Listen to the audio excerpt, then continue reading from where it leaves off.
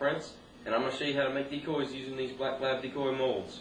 The decoys are made of a EPS, expandable polystyrene bead, which is a basically like those cheapy beer coolers. It's actually a styrofoam, and if you've used some of these commercially made decoys and stuff, you may have been a little skeptical because the ability for the paint to just be raked right off of it. I'm going to show you how to take a decoy and make it like this here with a shell on the outside of it, so you get the durability out of it and the longevity of it. This decoy here I've been hunting with, this is a 2-year mallard here, so basically they are just as durable as the plastic decoys, with the ability to you gain the ability to send shot on these decoys, and you don't have any feeders that are filling up with water, no rattlers, anything like that. Alright, now I want to run down on all the equipment that you'll need. No doubt, you will need a big pot. I'm using a fish cooker, regular propane, nothing special about that. You'll need a pot big enough to do what you're going to do. If you've got one mold and one head mold, then you can get away with that little 26-quart turkey frying pot. This here is a 42-quart pot, and I can actually get 2 molds in it at once. So depending on how fast you want to do these things or how many molds you're intending to purchase, that will really decide on what size pot you need. You can get away with a very small pot, whatever the mold will fit in, you can get away with that. But if you plan on juggling molds like we're trying to do here, you'll need a bigger pot so you can get 1 mold, 2 molds, 3 molds in at a time. Some people are using 55-gallon drums cut down, or one of those little, I believe it's about a 35-gallon oil drum. You've just got to clean them up and make sure there's nothing, no residue inside, because it'll booger up your decoys. This here is just an aluminum pot made for cooking turkeys and oysters and everything like that. I picked it up. You can pick these things up basically anywhere, hardware stores, Walmart. Walmart's a pretty good place to get them. You can pick these things up just about anywhere. So the initial thing is your fish cooker, your pot, and your propane. Then what you're going to need is basically 3 Rubbermaid totes. You'll need 1 as a cooling tank, and then what I've got over here is I've got 2 that I'm using for, I put my raw beads in the one on the right, and I use it for coating my mold. I'll talk more about that later. The one on the left is where I put my pre-expanded beads. Now pre-expanding, I don't like to pre-expand more beads than I'm going to use at one time.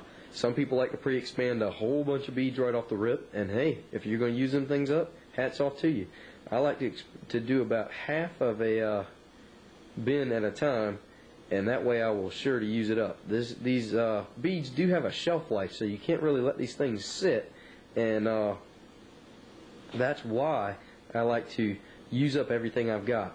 I've got a little fabbed up just plywood top that I set on here with a rail around it, and that way when I'm filling my mold, I can just rake any beads that fall out, I can rake them right back into the thing to minimize the waste.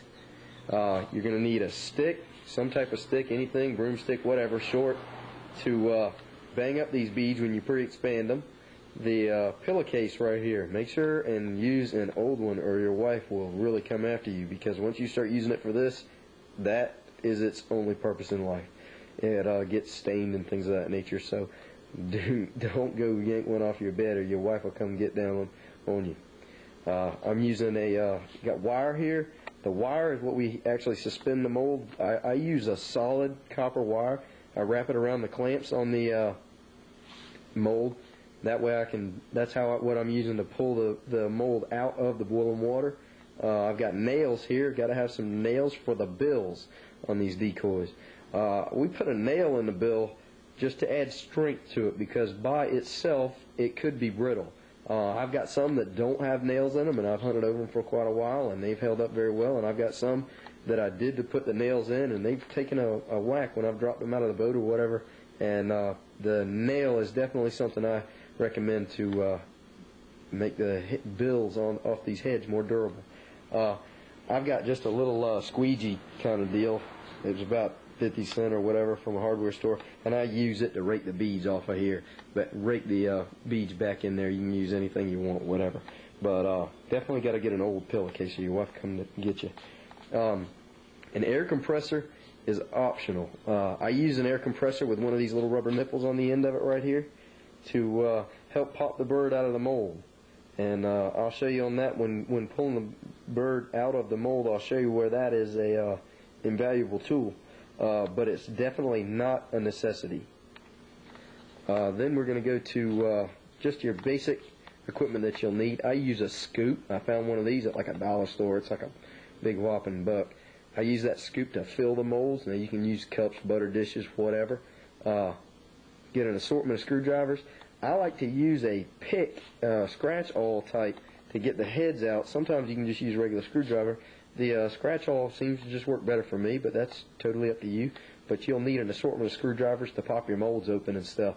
You'll need a coffee cup or any kind of little butter dish or something like that for mixing on your when filling the heads. The popsicle sticks definitely are a big help. You'll need a spoon for spooning out the Crisco. We'll get into that when I show you how I'm turning heads out to get them almost like a hard plastic. The Crisco is just an extra step. It's not something that you have to have, but it is definitely something I recommend. I've got a stopwatch. This was you can use your watch, whatever, clock, anything.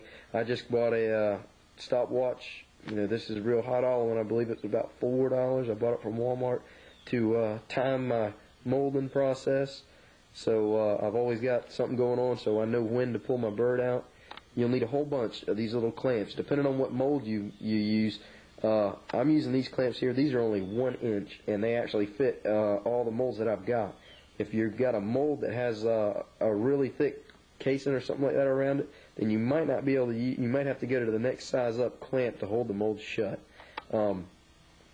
Oil is something that we use when we get into the coating process. This is just a store brand vegetable oil, whatever, no big deal. The vegetable oil, and I use a butter dish to fill it with, and then I actually use a foam brush to coat the mold. You'll need a couple of towels and stuff like that when you get a bird done, and you'll need to dry out your mold to start your next one. And any oil or anything like that, make sure you get a towel that's definitely going to be for this. Just grab an old towel, because once you start using it for this, it is basically shot. And then what I've got is a big tote right here, and I'm using this is what I'm using as a cooling tank. I like to use a big one because when you're really going and you're juggling molds and you've got 2 or 3 or 4 molds going, if you use a real small one, then the water heats up and doesn't cool your molded bird fast enough, and you could run into problems. So I like to use a big tote here full of water, and if I'm actually running through these decoys pretty quick, I will dump this water off and refill it several times just to keep the water cool to help the cool down process. And that's basically all your equipment that you're going to need. I do have a couple of other tricks, and I'll show you as we're going, but that's basically all the equipment that you'll need. Alright, to start this process off, you get your pillowcase ready, and this is where you're going to pre-expand beads. I got a little teeny cup that I use. You can use anything you want to, but I just got this little cup and I'm using it. And for pre-expanding, I just take this cup and dump it in this pillowcase. I'm probably going to do, you don't want to put too much in this pillowcase, because once you dump it in this water, it's going to start expanding. If you get too many raw beads in there, then you won't be able to get it out your pot. It'll swell up and actually fill up really quick. So I'll probably dump, I'll start off with about 4 or 5 of these. That'll be good enough start. And all I've done is dump these straight in my pillowcase, get them all shaken up to one side, and now I'm ready to pre-expand. I've already got my water. It takes a good 20 minutes to get a large volume of water to boil. So what I do is, the reason you don't hear that burner running wide open in the background is I'll crank my burner up, let it run not wide open but damn near wide open, and get that water boiling. Once that water starts to boil, you can tone it down, and that'll save on your propane. The first decoys I did, I smoked through a bottle of propane because I ran the burner. I had it, wide up, open, and I thought it would take that to keep that water boiling. But once you get it going, you can tone down on it like that, and save on that propane. All you want to do is make water boil. This isn't rocket science. This is just boiling water. So as you tone it down, then it'll just keep boiling like that. Now when I dump a mold in it or something like that, that will take some of the heat out and it'll stop boiling for a minute. And then I'll kick my burner back on just a little bit to get it to boil right back up, because when you dump a cold mold in there, a filled mold or something like that, when you dump that in there, it instantly cools the water down and stops boiling, almost like dumping rice in a pot. It stops boiling for a couple minutes, but then it picks right back up. I got my stick ready. I've got my beads. See how much these are right now. Now I'm dumping this water, and there are different kinds of beads, so as far as how long to pre-expand them, you'll have to start, I'm guesstimating about 20 seconds is all I do on these. Different kinds of foam, sometimes you have to pre-expand them for 30 seconds. What you don't want to do is leave them in there too long, because you don't want them to expand all the way. You just want them to do it about halfway. So what I'm doing is the beads that I'm working with here, these run about, all I need is about 20 seconds and they're expanding. Now, there's different kinds of beads out there, like I say, so some of them you might have to leave in there as far as 30 or 40 seconds. So I just dump these in the water, I got my stick ready, and I try to hold them in that water, and then I just pan them.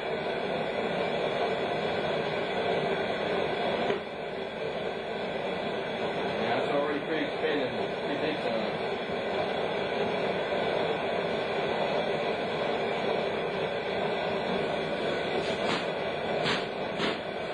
Chop them up. I don't want them to stick together and clump together. So I hold my lid shut. These things are hot. There's boiling water in these things, so if you get it on your feet or something like that, it'll surely even mark it real soon for sure. I'm just kind of whacking them a little bit to break them up. And you see how much it's expanded that quick. I take these things and I go ahead and dump them in my pre-expanded, my coat that I put on my pre-expanded beads in. You're not going to get them all out because they're wet and it sticks to it, but you can get most of it out.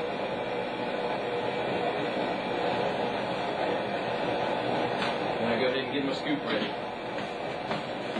I mix it up. I want to get as much of this steam out of it as I can. All I'm doing is mixing it up. I don't want it to, the steam that's like, say, in the center of it, it'll make it it'll keep pre-expanding. I stir it up to bust up anything that I have not busted up with my stick. I just stir it up. If I feel any clumps, and I just kind of jab it a little bit, and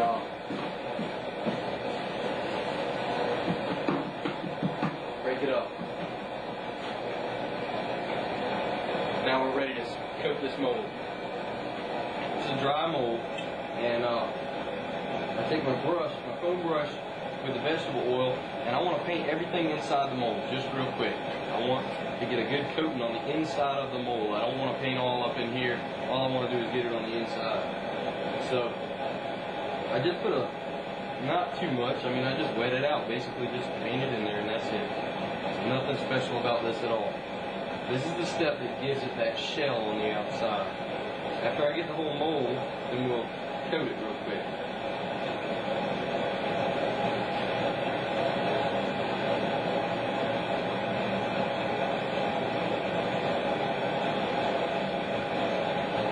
Now I've got my mold, it's completely wet out.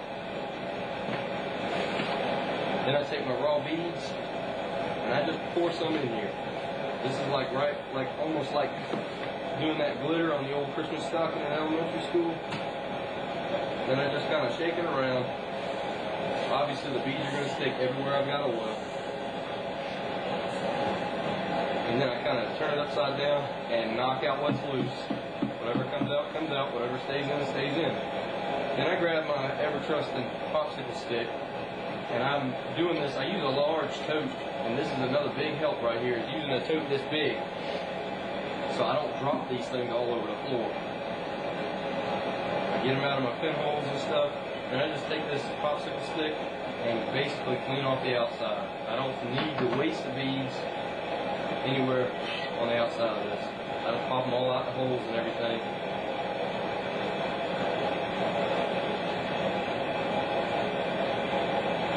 And that's the top half of my mold. I'm going to do the same thing with the bottom.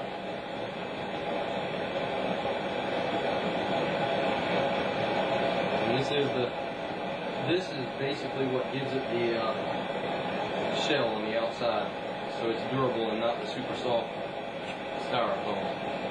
I just use a foam brush. You can use these foam brushes for a long time. I guess you can use a paintbrush. I never tried it. First time I did it, I just happened to have a foam brush, and that's just what I use. So you can probably do it with a paintbrush too. It ain't really any different. I just coat the mold. I don't really want it to puddle anywhere, so I just smear it all around it. It looks like it's puddling somewhere, like sometimes you can just tip it up one way or the other and it looks like oil is running all over the place, and then I just take a foam brush and spread it out. I'm not trying to have a huge puddle of oil. All I really want to do is just get a light coating on it, and then I do the same thing, no different. I just put 3 or 4 scoops in there.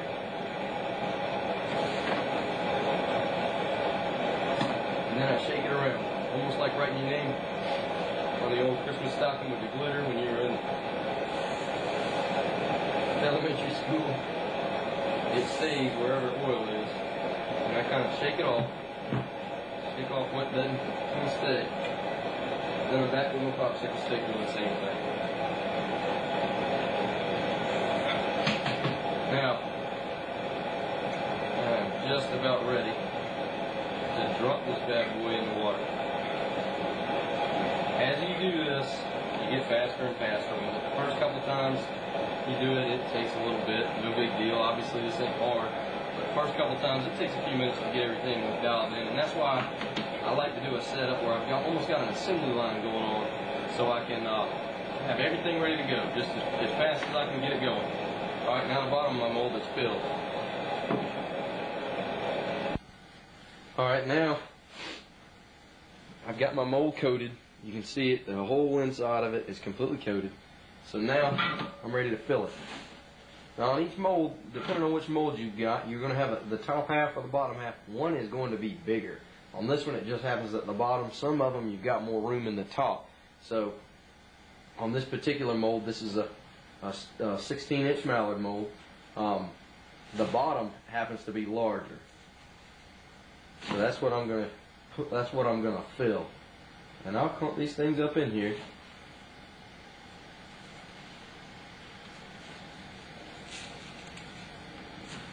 Sometimes you get a little clump that you didn't bust up, no big deal.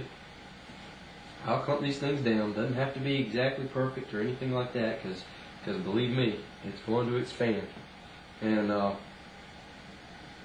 the tails are a big concern to me, so I always try and make sure my tail is filled up. And then I try to get the beads off of everywhere around it. Try to get all this stuff clear.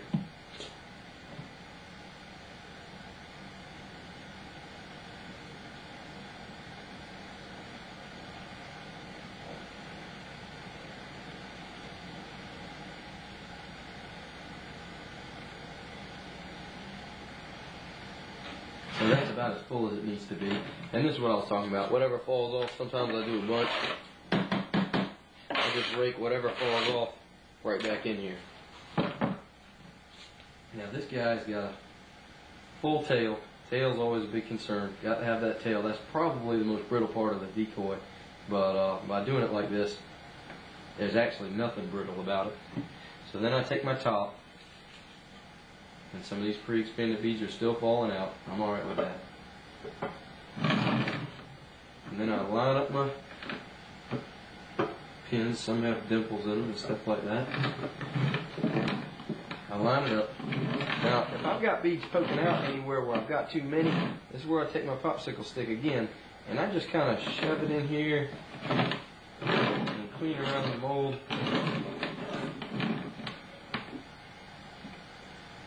And the first couple that I did, obviously I put way too many beads in it, and I was able to just sit here and skim that thing around it like that. Like I say, there's a learning curve to it, so as you do more, the easier and better it gets. So this guy right here is ready to clamp shut.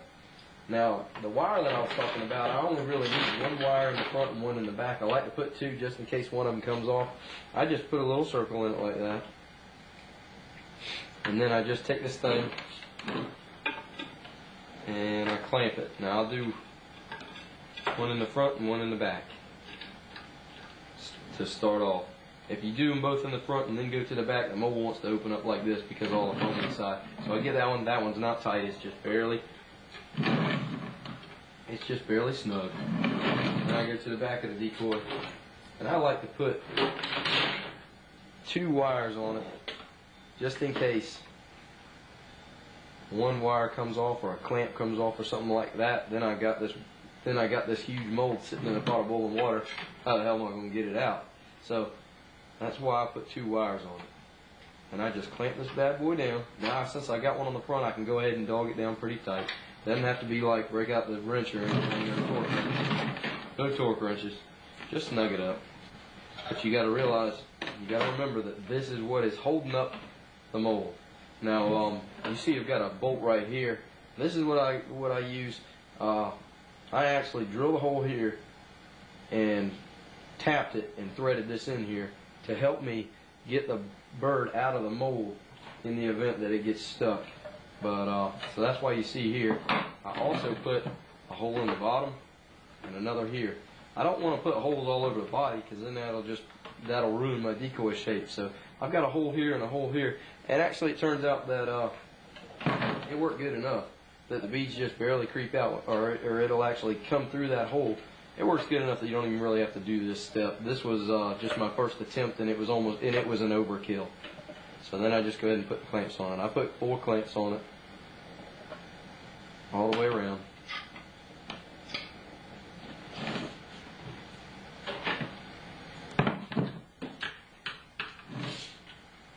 But I do one in the front and one in the back to get the mold lined up.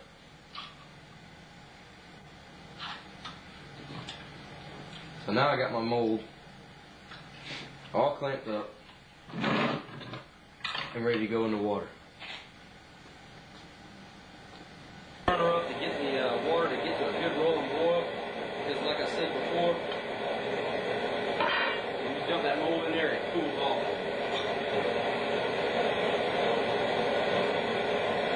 Now I take my decoy, my clamp decoy, and now before I do this, there's some curiosity. I used to turn my molds. I used to stick it in there for half the time, tail up, then I spin it around and stick it the rest of the time, tail down. It does not matter. It's been my experience that it just does not matter. As long as it's in here and rolling, then it works. So, like I said, the wire that I'm using, I use a solid copper wire. So when I hang on the side of the pot, I can bend it and it stays bent. This is just solid, not stranded. Stick the decoy in there. The water kind of dies down for just a second. Now I take these and bend these bad boys over. That way they won't fall in the water, and then I got to come up with some way to get it out. So I take these, just bend them over the pot, and then I put my lid back on. I always leave the lid on it. I want that heat. And it's starting to almost boil right now. I want that heat to stay in the pot, and I don't want to have to sit here and run this propane wide open. You can see steam coming out of it now.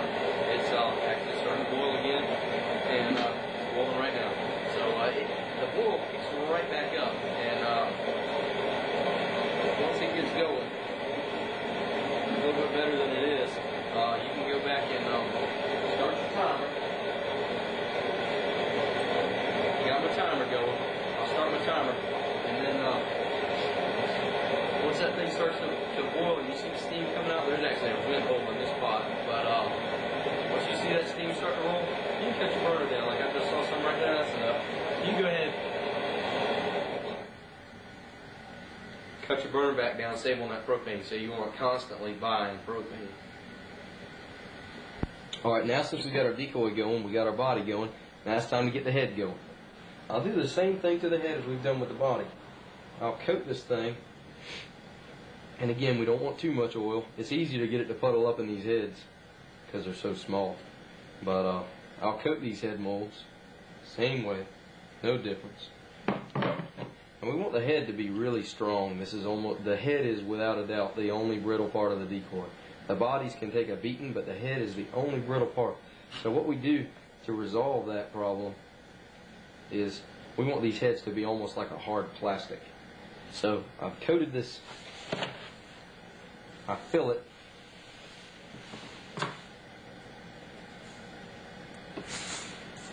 Same as the body.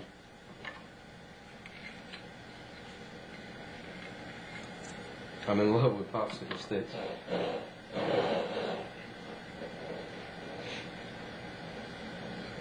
Get all these cleaned off.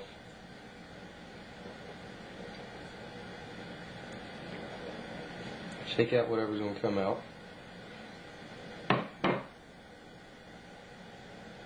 Almost got a puddle going on. Let me run this thing around.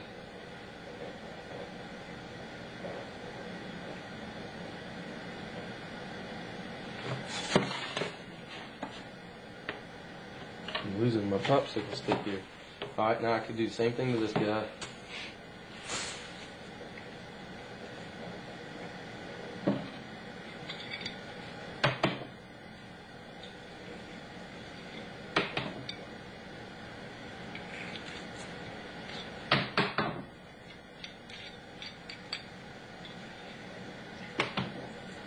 Alright, now our head's coated. Now, what I want to do is show you about this whole Crisco deal, what that's all about, and why I do it. I take a cup, I put a spoon of Crisco in here, not a lot, don't take much, and then I take raw beads, and I pour some in there, and what I'm looking for now is a super mixture. I mix this stuff up, and I want the beads to stick together, but I don't want any clumps of Crisco.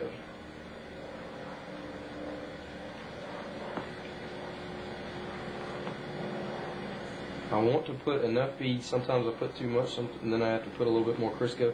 I want the beads to stick together. But I don't, like right now, they're sticking together, but I don't want any clumps of Crisco in there. I just want to make the beads just enough. If you get too much beads and not enough Crisco, then they fall apart, and that's not what you want to happen. The only reason you're using this Crisco is so it'll clump together. You see it sticks right to the side of the cup. Now I take my mold, I scoop up some of these beads that are now almost like a putty. And then what I do now is I fill this bill. I don't do this to the whole head, just the bill. Because I want this bill to be strong. So if I have to put these decoys in a bag or whatever, I don't want this thing breaking off.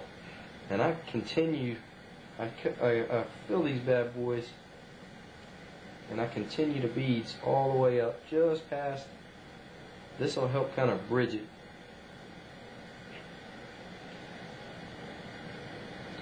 Now you got to stick these things in here, because one of these, the other half of the mold, is going to have to turn upside down, so I kind of pack it in there. I want it to stay, so I kind of really pack it down in there. Now I got beads here and there and everywhere. Alright, now's where my nail comes in place. It's the only reason we do this is to hold that nail in place. I'll stick this nail, I don't want it to actually come out, so I'll stick this nail in here, and you see how it's sitting. It sticks in there, and that's what the Crisco's for, to help hold that nail together. Now, I take the rest of the head, and I fill it.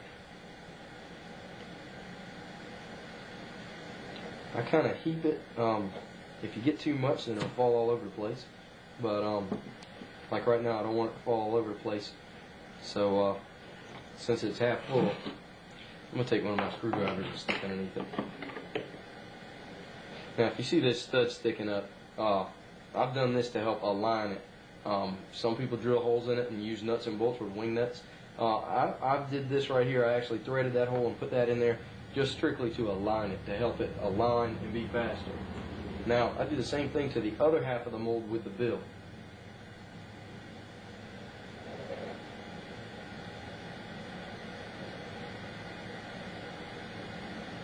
Now these are really, this is where I'm talking about packing it in here, because in just a second I'm going to have to turn this bad boy upside down. And I don't want it to fall out. Sometimes it falls out. And it's not really that critical, because you can actually just take it and set it on top of the other bead, so it's like clumped up, and then put the mold on top of it. I kind of clump these around here because I really want this stuff, I really want this bill to be sturdy. And I just clean this bad boy off.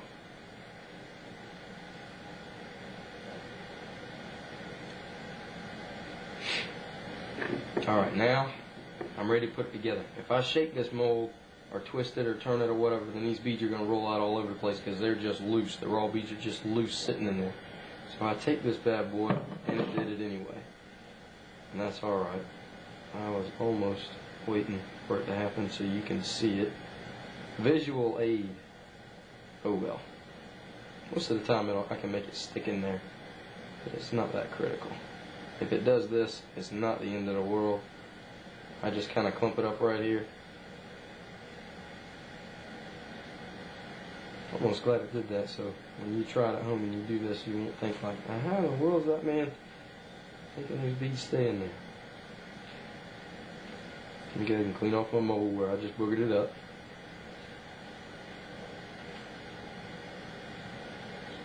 Alright, we will make another attempt. Now I got the beads there. I'll put this bad boy together. Like I say, I have drilled and put this. I got beads in my hole.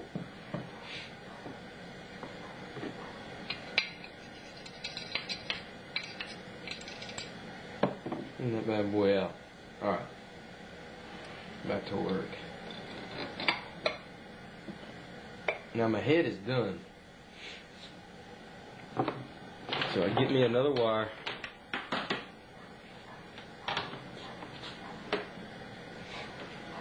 And I'll do the same thing with the clamps.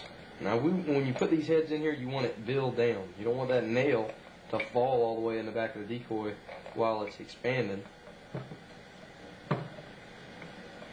So whatever clamp you want to use, you want the clamp.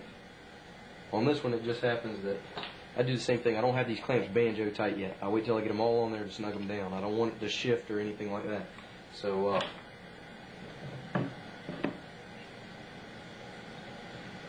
somebody's closing my clamps on me.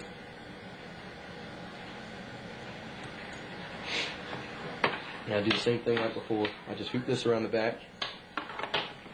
Now since I want this to go bill down, I'm going to turn this clamp, spin it on here like this. Now that wire is hanging right there. I'll go ahead and snug them all down now.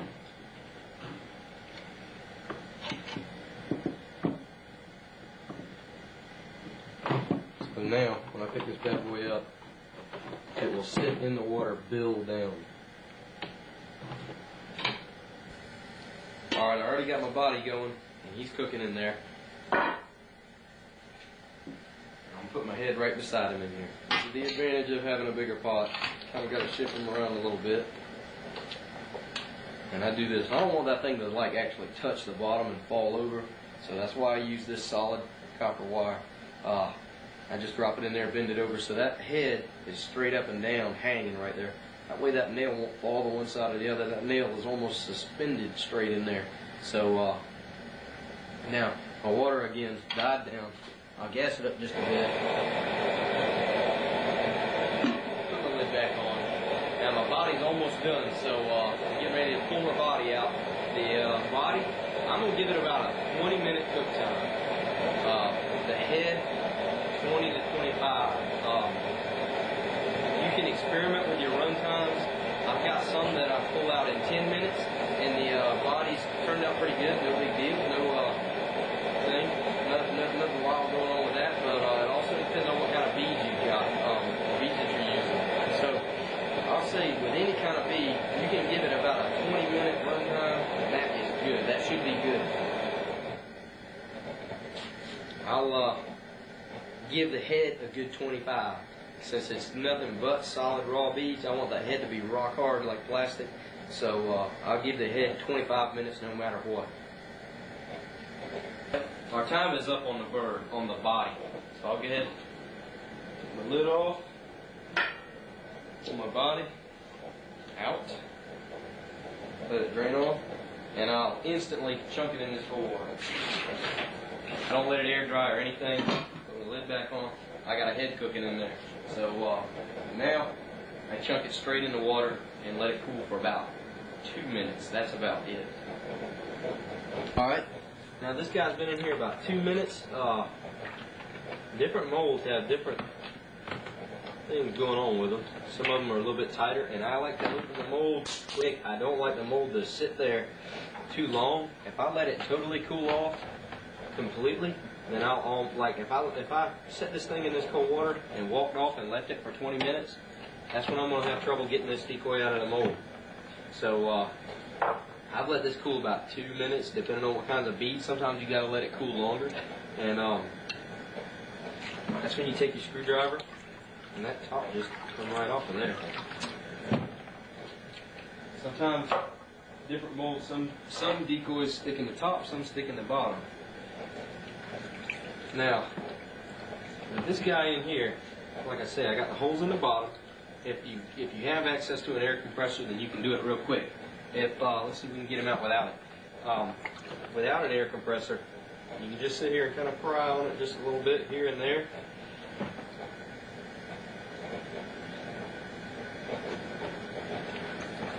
Wiggle him around, and once you get underneath it, you don't want to. There you go, that's it. You don't want to have to stick a screwdriver in the thing and pry it up. Now, if this guy did not want to come out of the mold, then what I would have done is I would have got my air compressor and stuck it right on that little hole and shot it there, and you'll actually hear it like kind of break loose. You don't have to have two holes. Mainly all you really want to do is get one end loose, and then you can start to work at it. It seems like if I put air to it, it seems like on this particular mold I have to put the air back here, and once I'll actually pump it. Like I'll actually sit here and just go like just sit here and hold it in there, and it'll start to wiggle inside that mold, and it'll go like and then I can take my fingers and get underneath the tail and pop them right out.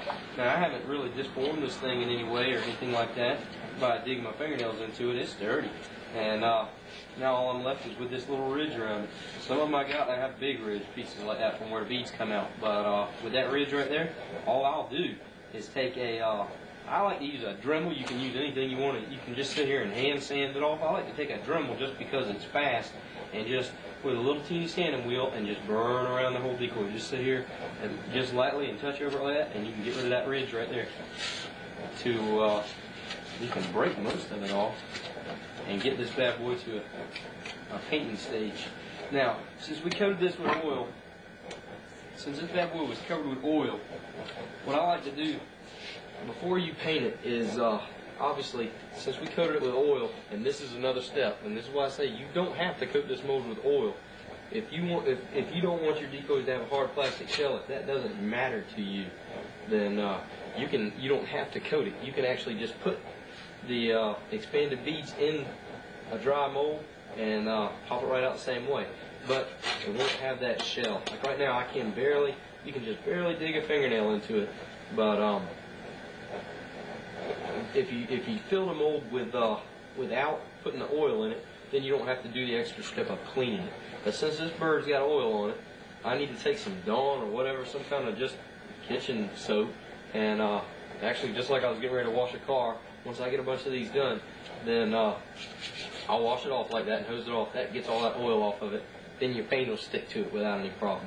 Since this guy is styrofoam, you cannot use oil-based paints on it or aerosol like spray cans. You can't use it on these, and the reason being is because it'll actually melt the foam. So to get past that, because I know a lot of decoys, people are in a hurry, and I can do a spray can on a decoy and make it turn out pretty good.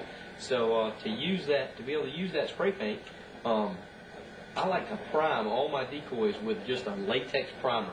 You just paint a pretty good coating of it on there, and I use a brush. It only takes a second. It's real fast, and it also dries real fast too because it's a latex, and that seals it. Once you coat it with that latex, then you can paint it with any kind of paint you want. You can paint it with Rust-Oleum. Some of my ring necks that I've done, after I've got it primed, I paint it with a flat black Rust-Oleum, an oil-based paint. It's pretty durable, and I paint it right over top of that, and anything will stick to the latex primer, so you won't have any problem with that. But that's your body. Our head should be done now, so let's go ahead and pull that head out and see what it does. On our head, so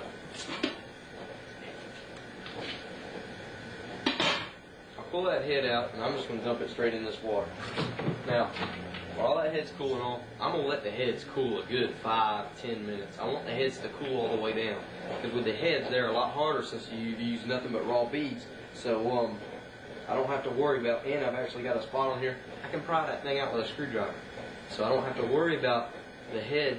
I don't have to worry about digging it up or gouging it or anything like that, because you can do it in the bottom of the neck where you can't see it. So now I got my head cooling off. Now you're ready to go ahead and grab your other mold and get it ready to go. I'll wipe it off, just dry it off. And this is what I was talking about, using that towel.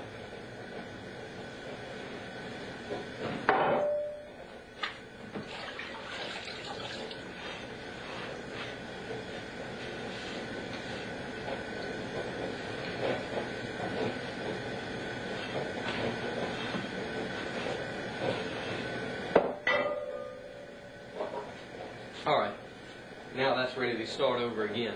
A big help is to have a buddy come help you do it, or whatever. That'll give you an extra set of hands. So while you're dealing with one mold, maybe a head mold or whatever, while you're dealing with one, he can be dealing with the other.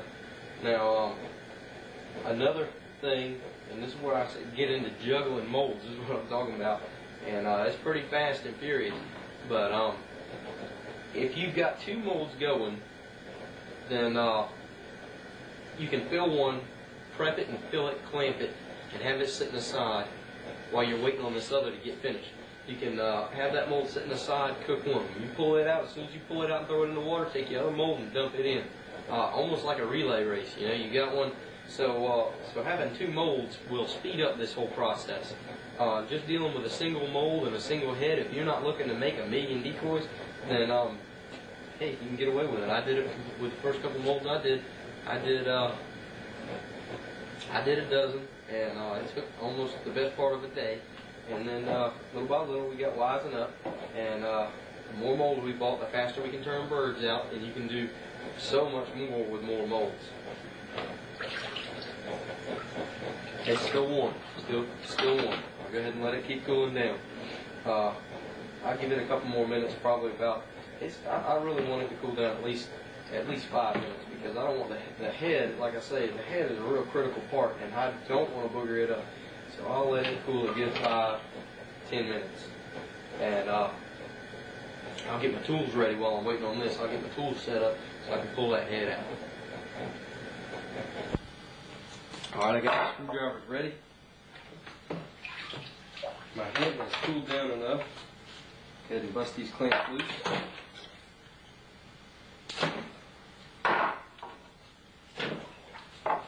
Now, once you get a start on it, all you got to do is find a spot on the mold, and you'll actually start using that spot all the time. Once you get a start on it, cracking it open,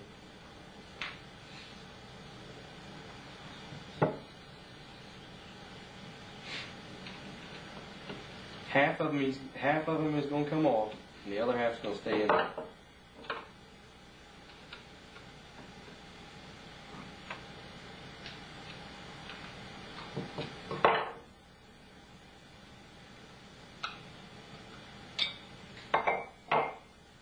So there's our head, and he's stuck in there pretty damn good.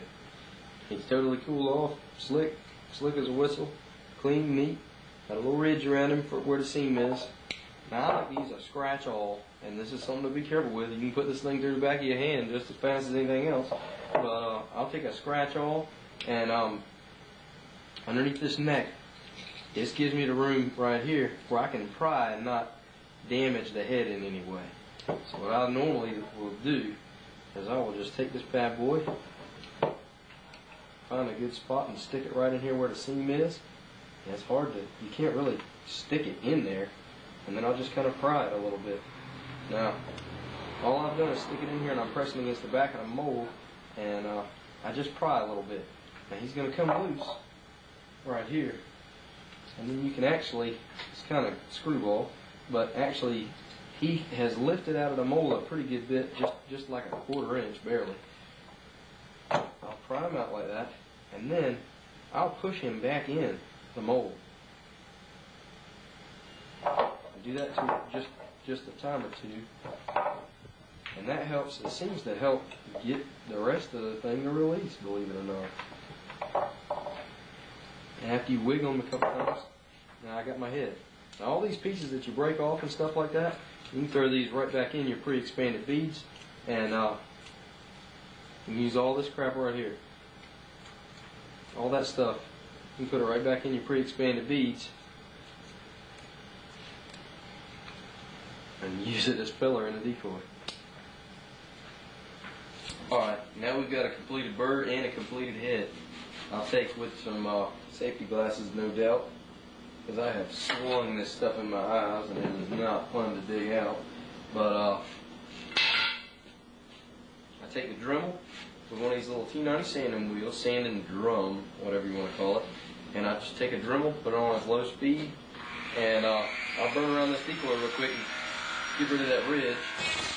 You just barely have to touch it.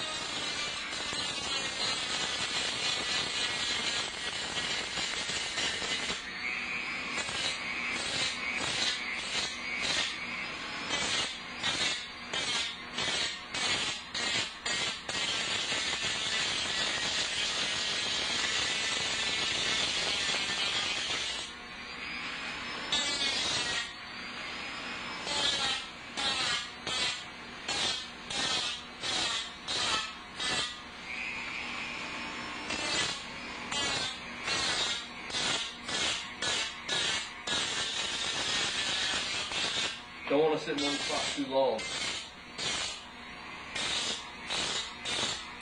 But as this decoy has a plastic shell on it, it is just small.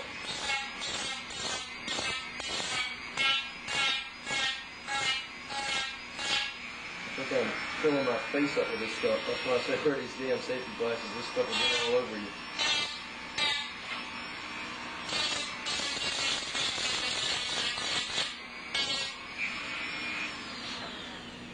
And that's a done deal. Yeah, boy.